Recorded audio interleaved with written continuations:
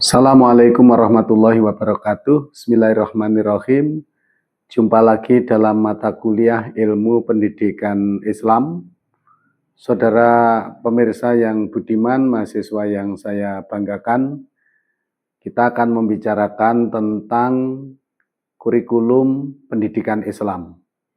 Namun sebelum kita menggali lebih dalam tentang kurikulum pendidikan Islam, kita mengingatkan kembali pada pendidikan Islam itu sendiri, bahwasanya pendidikan Islam merupakan upaya mewariskan nilai akan menjadi penolong dan penuntun umat manusia dalam menjalani kehidupan dan sekaligus untuk memperbaiki nasib dan peradaban umat manusia yang akan datang. Pendidikan merupakan satu instrumen penting karena pendidikan akan mempengaruhi nilai, sikap, perilaku. Apalagi pendidikan Islam sangat dominan sekali pengaruhnya terhadap ketiga dan bahkan beberapa aspek dalam kehidupan umat manusia. Oleh sebab itu, memilih pendidikan, melaksanakan pendidikan, dan mengimplementasikan pendidikan tentu harus terencana, terukur, dan dilaksanakan secara controlling dan evaluasi yang benar dan tepat, agar menghasilkan outcome, lulusan yang unggul dan bermutu.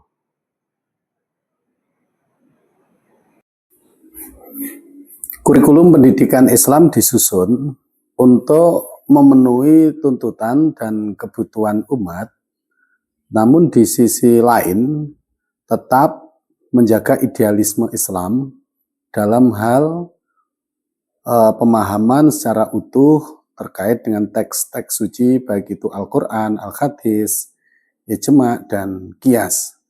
Namun di sisi lain untuk mengembangkan soft skill peserta didik agar mampu menjawab tantangan dan tuntunan zaman di saat sekarang ini. Sehingga saat pisau seperti dua sisi ini harus dikembangkan secara bersama tanpa mengabaikan salah satunya. Itulah pentingnya dan urgensitas dari kurikulum pendidikan Islam. Dalam penyusunannya, kurikulum pendidikan Islam harus memperhatikan unsur-unsur yang terlibat di dalamnya agar tepat dan sesuai. Unsur atau komponen yang harus terlibat, yang pertama adalah stakeholder yang ada di satuan pendidikan itu atau lembaga pendidikan itu sendiri, yang mana lembaga itu merumuskan cita-cita, tujuan, visi, dan misi agar tepat dan sesuai.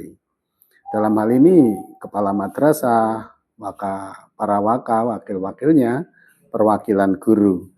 Tidak kalah pentingnya, unsur yang perlu dilibatkan adalah ahli atau pakar dalam lembaga pendidikan maupun dalam keislaman itu sendiri agar tidak terlepas roh dan tujuan dari tujuan pendidikan itu sendiri. Sehingga keterlibatannya menjadi penting. Tidak ada yang terlepas, tidak ada yang terpisah, tidak ada yang terjejer. Itulah dalam penyusunan kurikulum, dengan kurikulum yang tepat, dengan lembaga pengelolaan yang tepat, dengan guru yang tepat, dan dengan sumber daya income atau output murid yang tepat, diharapkan terwujudlah sumber daya manusia yang handal dalam lembaga pendidikan Islam. Demikian dari tatap muka kita sebagai sumber bahan ajar, mudah-mudahan berguna dan bermanfaat. Assalamualaikum warahmatullahi wabarakatuh.